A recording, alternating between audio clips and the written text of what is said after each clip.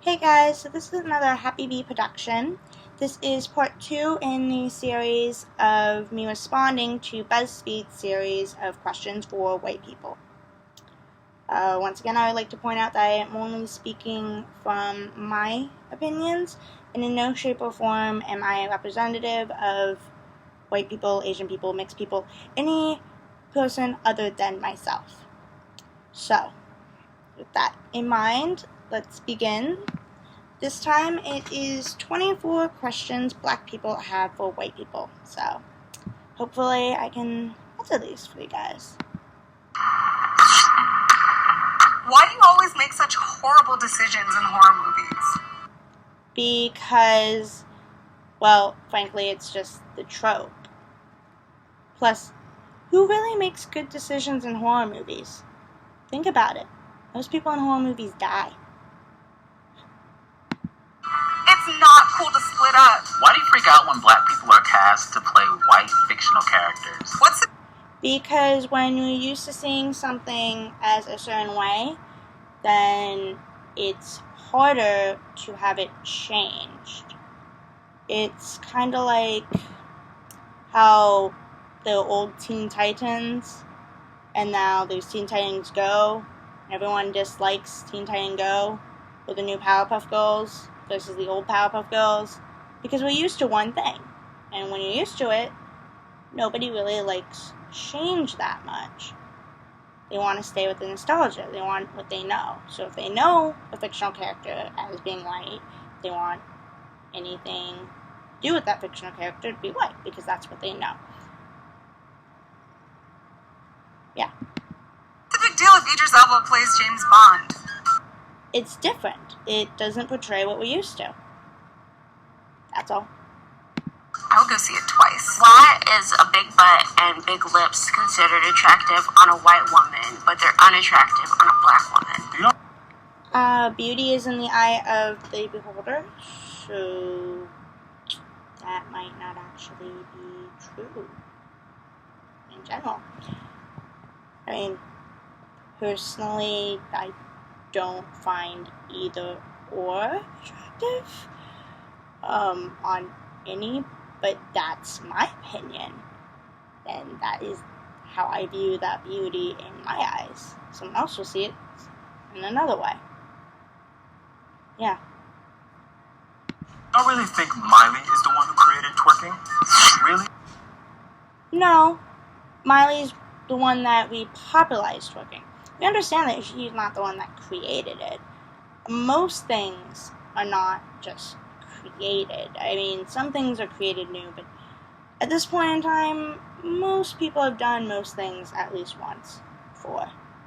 It's just what popularizes it, what brings it back. Why am I supposed to teach you how to twerk? I don't know how to twerk. What?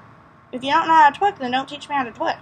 I mean, personally, I don't want to twerk, so we'll get on that. Why is it that white people always act as though they have discovered a new trend when people of color have been doing it for virtually years? Why? Because it's what's popularized. If you look in music industry and a lot of other industries, just things in general, it goes in like a cycle of things that are hip now, style, fashionable, trendy. It's just recycling everything. So yeah, other people have been doing certain things for years, but that was years ago. It's kind of like it stopped happening and then it was brought back. It's not discovering something new. It's like bringing it, reviving it though. Like remixes or parodies. Did you create the original content that you are using? Probably not. But did you mix and match and create it to revive it back? Yeah. So, that's why. Why is it when a black woman wears her hair natural, it's seen as inappropriate, but when a white woman does, it's praised? Well, it depends. Now, by natural, are you talking about, combed and nicely done and still natural? Or are you talking about, like, you rolled in a bunch of mud and haven't washed your hair for a while? Natural. White or colored? Like, ew. Wear what you want to wear for hair, but, you know, comb it, wash it, make it look nice. It can be natural, just not messy or icky. That seems pretty reasonable. The hair that I was born with, so you wearing it as a trend is not cute. Well, so sorry that you were born with the type of hairstyle that people find cute or attractive. Like, are you forgetting about dreads? And, like, I don't know what they're called. They're probably not dreads. They're probably the fake hair that gets sewn in and then dyed. Or just, hair being dyed in general. Especially when if you get any, God forbid, red highlights or brown highlights or blonde highlights, things that you could naturally have. I mean, someone had them. And now it's being worn as a style choice because it was found attractive. It was found good. You should be happy that people want to mimic your hair. It means they find it attractive. Like, can you appropriate my student loans? Can you take that off my hands? Why is it that white? No, I have my own student loans to pay back, so can't do that. Sorry. Crime is seen as an isolated incident, but black crime is a representation of my entire community. When we see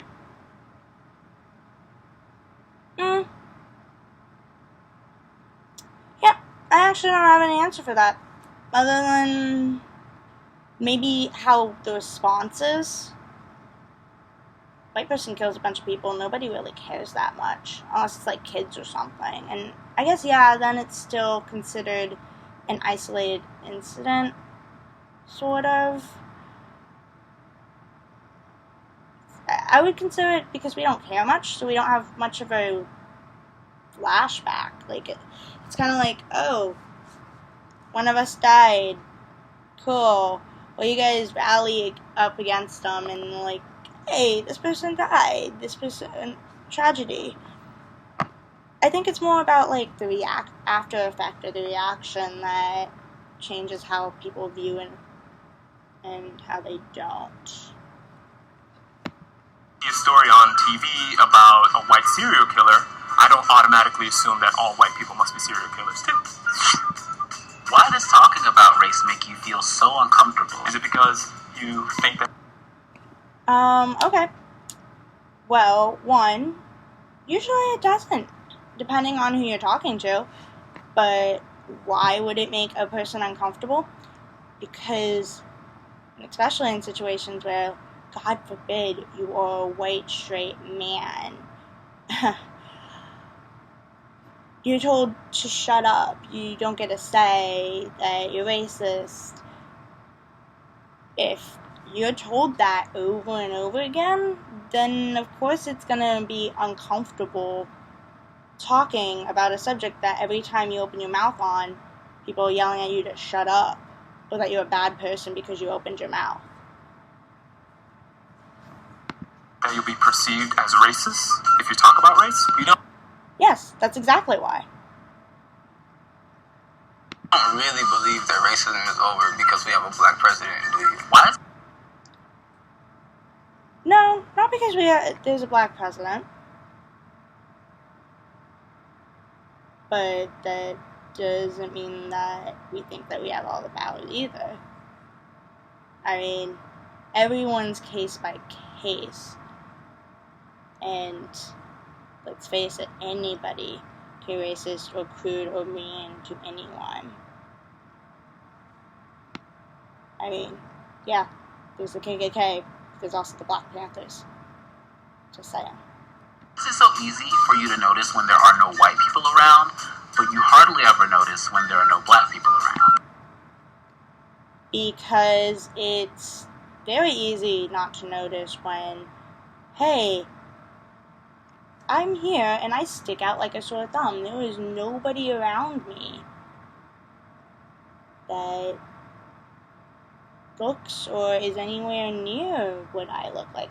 I'm literally in a place where I shouldn't be, because sticking out like a sore thumb. So yeah, they're gonna know there's no white people. Well, then the white person's sticking out like a sore thumb. If white, why would, even we're blending into the crowd, why would we not notice that there were no people around? At that point, the only reason I would see that you would notice that there was no, people of color around is because, there's this one person of color that sticks out. Which, yeah, that would be the only reason. You don't notice when you're blending in. You notice when you're the one that sticks out. It's just how people's minds work. Why is your goal to be colorblind? There's so Because, well, there is no color. There's and everyone's the same. Then maybe we could just stop worrying about these type of things so much. Seems like a pretty good goal. I mean, yeah, sucks that you would lose your culture, but have you noticed white people are just called white? Even though, Europe, Germany, Paris, which is also probably still in Europe, there's a lot of different places and cultures than just white. Yet, nobody ever, you don't hear someone being like, my race is Polish, or German, or anything like that. No, they are check the box for white.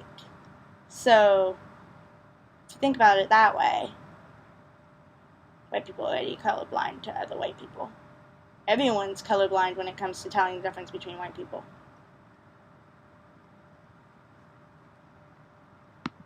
So many different types of people in the world, yet you can't see color? Well, yeah, that would be the goal, because, apparently it works, considering everyone in the world just sees white people as white. They don't realize Poland, Europe, Germany, etc., etc., which all do have very different cultures, too, and backgrounds, and history, and literally everything to be considered a dominating race. But no, they're all just white. Just saying. Why do you want to say the N-word so badly? Because you guys, well, not you guys and personally you, but all the rap songs and even some techno songs all have it. And you know how annoying it is to be up in the club and just getting on a dance on and just having fun, and all of a sudden one of the songs come up and you feel like all eyes are on you, because you're like, oh, I can't say this word, even though it's in the song, and now there's just this awkwardness where the fun vibe's just done. It's done. Where, if it's going to be in the music, and we could just say it when it's in the music, we could just, continue having fun. Or, another alternative, stop putting it in music or using it yourselves. Then we wouldn't want to use it. I don't use it. What makes you think you can? Why do you? Actually, a lot of people of color use that word. So, congrats on you not personally using it, but a lot of people do. Again, it's in a lot of good songs. It's really annoying, because you can't dance and get your groove on. You always want to touch because, well, it looks soft. It looks nice. I touch my hair all the time. I touch my friends' hairs. Yeah, you go up and ask, or, you make sure you're friends first, and it's cool, but pretty sure that's not just a one type of culture or race kind of thing. If it's soft, people want to touch it. It was okay to touch people without their permission. Why do you No, you need permission. feel like having one black friend makes you a cultural expert or not a racist? Is your own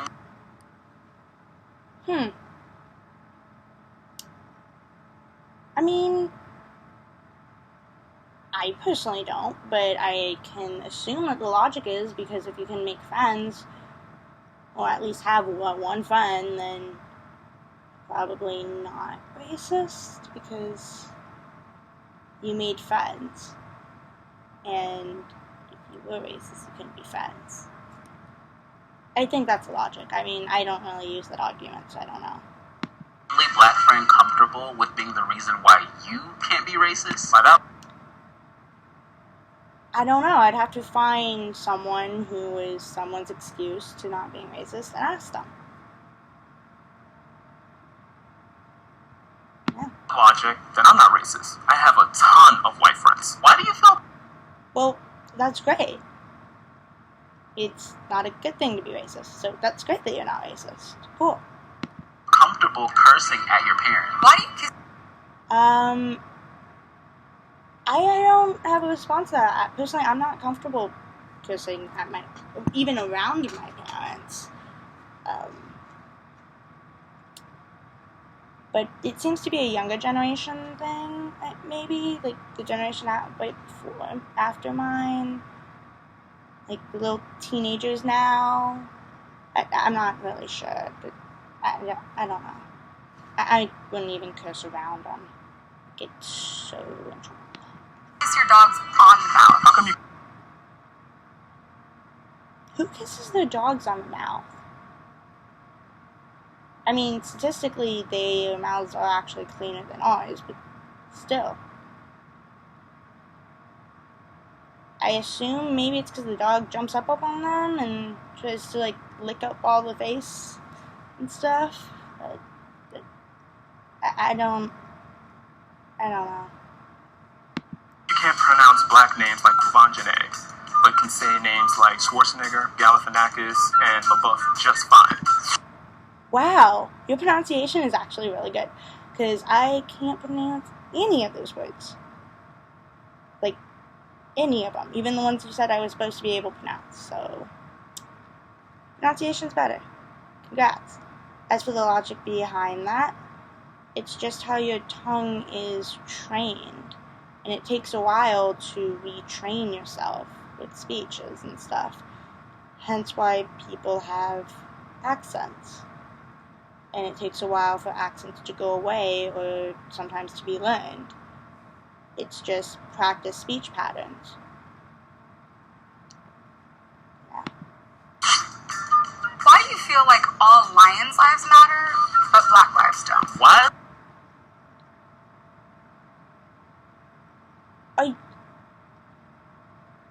I'm pretty sure you said lion, not all. But the lion.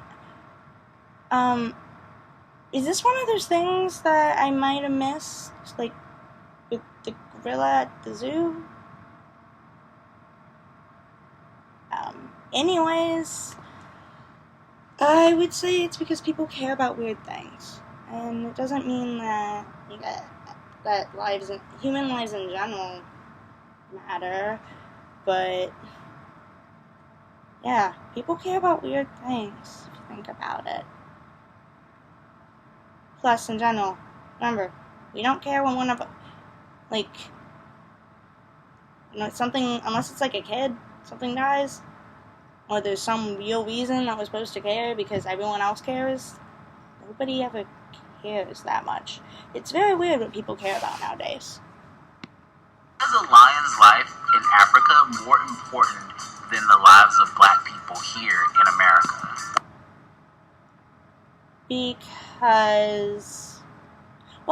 because technically they're not. I mean, human life versus animal life. But again, people care about weird things. And so unless there's a hype or a reason, people don't care. Or they only care about things that make them look good.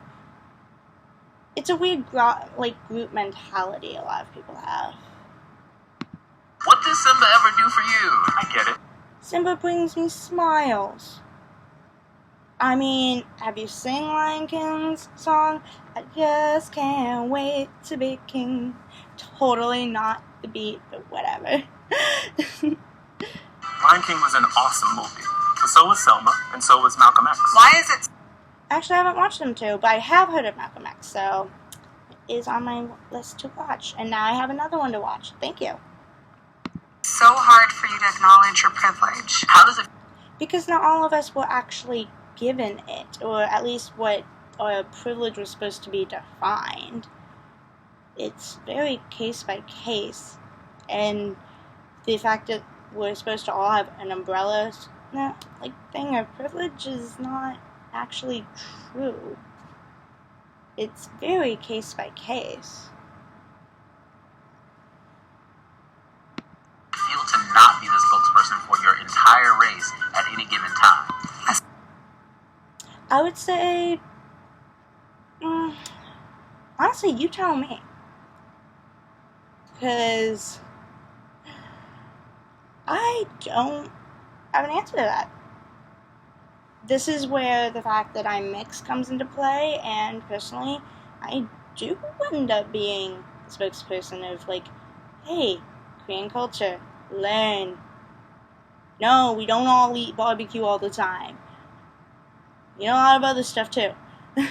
You know, that type of stuff. So, I don't know how that feels. Must be nice. I mean, maybe it's nice. I'd rather be able to get excited and tell them about these type of things. Be like, no, we don't eat barbecue all the time. Let's go, try out this Korean tea. Let me show you this new book. But, that's just my opinion. Anyways, so this is going to be the end of part 2. I hope you all enjoyed. Also, I will Google lions dying or something, but if anyone knows what they were mentioning, with the whole lion thing, more than happy to check that out. Just, if Google doesn't help me, I might need a link or something, because I don't know, I think that's an event that I must have missed. Alright, well, bye guys!